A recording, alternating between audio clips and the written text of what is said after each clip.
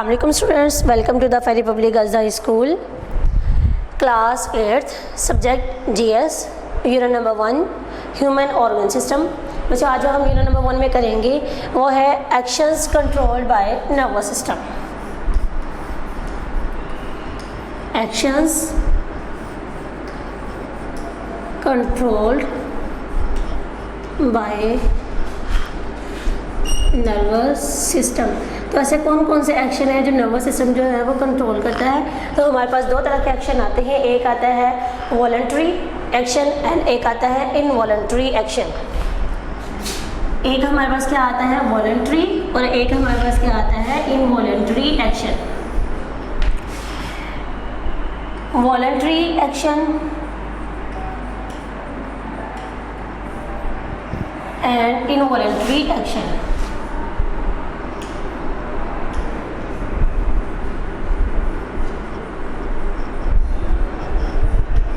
ये हमारे पास दो एक्शन आते हैं जो नर्वस सिस्टम जो है वो कंट्रोल करता है। अब हमारे पास वॉलंटरी होता क्या है, ये ऐसा एक्शन हमारे पास होता है कि जो हम शऊरी तौर पर करते हैं, यानी सोच समझ के जो काम हम करते हैं उस काम ना को कंट्रोल कौन करता है, ना नर्वस सिस्टम करता है।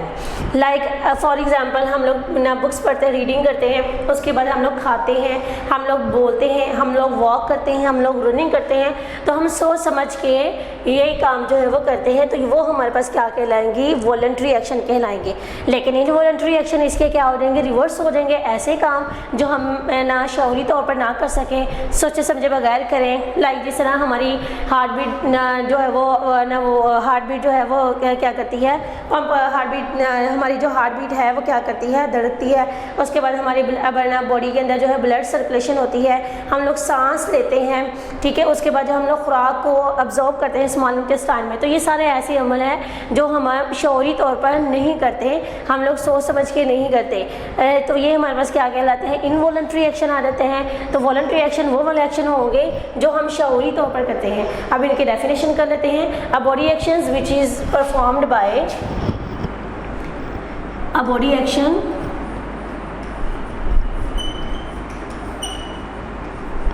performed by under conscious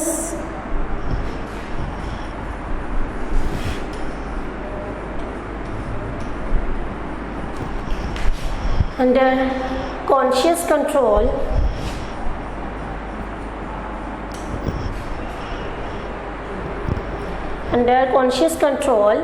and which are done by thinking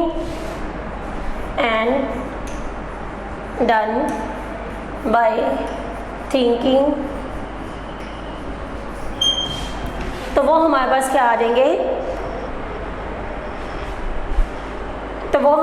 आ जाएंगे, वॉलंटरी एक्शन आ जाएंगे। जो हम शऊरी तौर पर करते हैं वो हमारे पास क्या आ जाते हैं, वॉलंटरी एक्शन आ जाते हैं, which are done after thinking over them. जब हम सोच समझ के करते हैं तो वो हमारे पास क्या आ जाते हैं, वॉलंटरी एक्शन। जिस तरह for example speaking,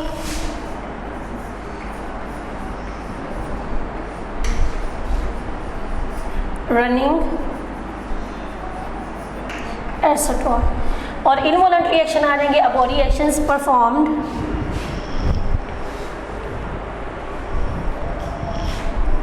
a body action performed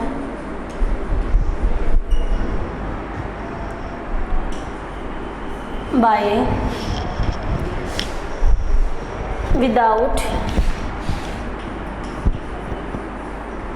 conscious, which is not done by and without thinking, वो हमारे पास क्या आ जाएंगे, and without conscious and without thinking, तो वो हमारे पास क्या आ जाएंगे, इनवॉलंटरी एक्शन आ जाएंगे। फॉर एग्जांपल हार्ट बीट, हमारा दिल जो है वो, हमारी हार्ट बीट जो है वो चलती है। उसके बाद हार्ट बीट के अलावा ब्रीथिंग, हम लोग सांस लेते हैं। तो ये हमारे पास क्या आ जाएगी, इनवॉलंटरी एक्शन आ जाएंगे। वॉलंटरी एक्शन जो हम ना अंडर नर्वस कंट्रोल करते हैं, कॉन्शियस शौरी तौर पर करते हैं, और इनवॉलंटरी एक्शन जो हम शौरी तौर पर नहीं करते हैं वो हमारे पास क्या आ जाते हैं, इनवॉलंटरी एक्शन आ जाते हैं। नेक्स्ट हम लोग पढ़ते हैं रिफ्लेक्स एक्शन।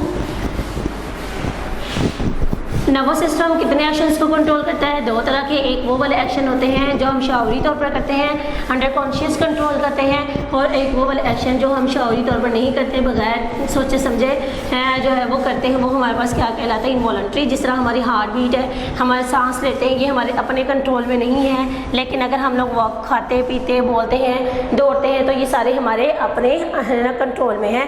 तो ये हमारे पास क्या आ गया, वॉलंटरी एंड इनवॉलंटरी एक्शन। अब हम नेक्स्ट करते हैं reflex action.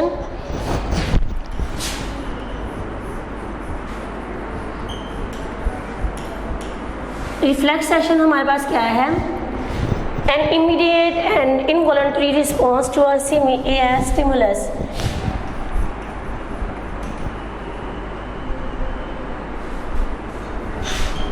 Immediate and involuntary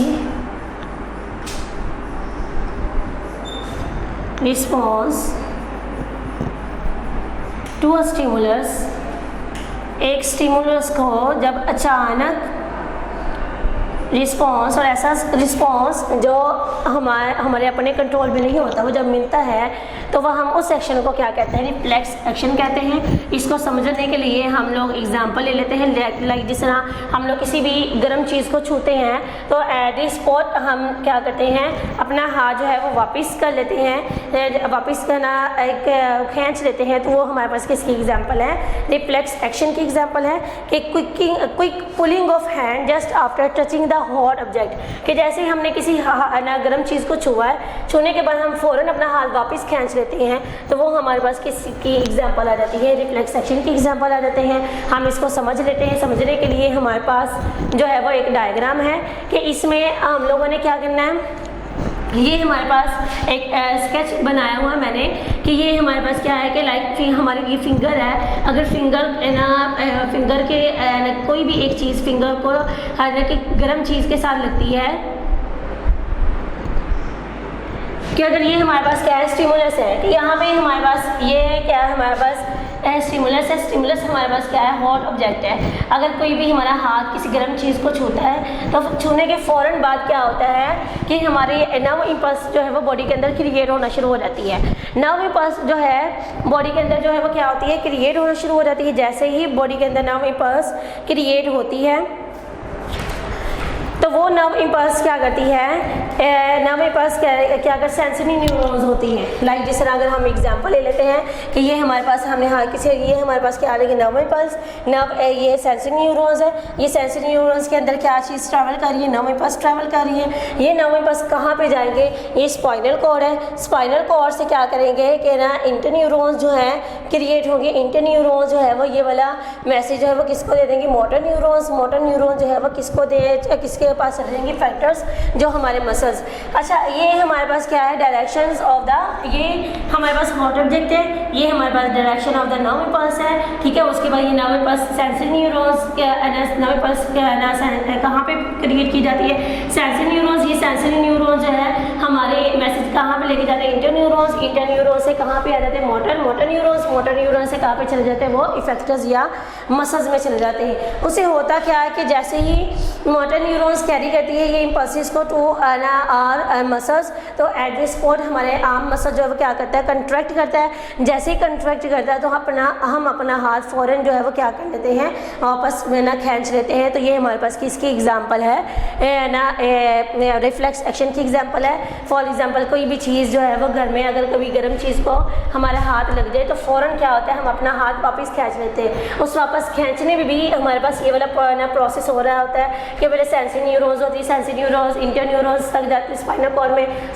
interneurons से मोटर न्यूरॉन्स से भी इफेक्ट है हमारे मसल्स। फिर हमारा मसल्स क्या करता है, कंट्रैक्ट करता है। जैसे हमारा मसल्स कंट्रैक्ट करता है तो हम अपना हाथ क्या कर लेते हैं, पीछे कर लेते हैं। तो ये हमारे पास एग्जाम्पल किसकी आ गई, रिफ्लेक्स एक्शन की एग्जाम्पल आ गई। इसी तरह ऐसा अब रिफ्लेक्स आर्क क्या है, ऐसा पाथवे है जिसके ज़रिए पूरा का पूरा ये रिफ्लेक्स एक्शन का प्रोसेस हो, हम उसको क्या कहते हैं, रिफ्लेक्स आर्क कहते हैं। the pathway in which reflex action the pathway of nerve impulse which complete a reflex action is known as reflex arc। ऐसा pathway जिसके ज़रिए nerve impulse जो है वो पूरा का पूरा reflex action करती है वो क्या कहलाती है? reflex arc कहलाती है। तो ये हमारे पास क्या था? reflex arc। इसमें 3 तरह की ना न्यूरॉन्स रिसेप्टर्स कौन कौन से रिसेप्टर? मोटर न्यूरॉन्स होगी, इंटर न्यूरॉन्स होगी और उसके बाद क्या होगी? सेंसरी न्यूरॉन्स, इफेक्टर्स वगैरह होगी। तो ये हमारे पास क्या आ गए? रिसेप्टर्स आ गए जो सारे के सारे अमल के अंदर, प्रोसेस के अंदर क्या होते हैं? इन्वॉल्व होते हैं। तो यहाँ तक हम लोगों ने क्या पढ़ा? वॉलंटरी और इनवॉलंटरी। फिर मैंने आपको रिफ्लेक्स एक्शन और रिफ्लेक्स आर्क। रिफ्लेक्स आर्क क्या है? कि ऐसा पाथवे जिसके जरिए नर्व इम्पल्स जो है पूरा का पूरा रिफ्लेक्स एक्शन का प्रोसेस कंप्लीट करती है, हम उसको क्या कह देते हैं? रिफ्लेक्स आर्क कह देते हैं। रिफ्लेक्स आर्क के अंदर वो रिसेप्टर्स होते हैं, कौन कौन से? Sensory neurons, motor neurons, interneurons and then effectors आ जाते हैं। तो लास्ट अब हम चलते हैं अपना लास्ट वाला टॉपिक के ऊपर। हमारा लास्ट वाला टॉपिक हमारे पास क्या आ गया? एक्सक्रीशन। एक्सक्रीशन का मतलब क्या होता है? रिमूवल। एक्सक्रीट आउट, बॉडी में से क्या हो जाते हैं? Excretion of the body, body में से जो चीज़ निकल जाती है, रिमूव हो जाती है, हम उसको क्या क्या देते हैं? एक्सक्रीशन प्रोसेस कह देते हैं।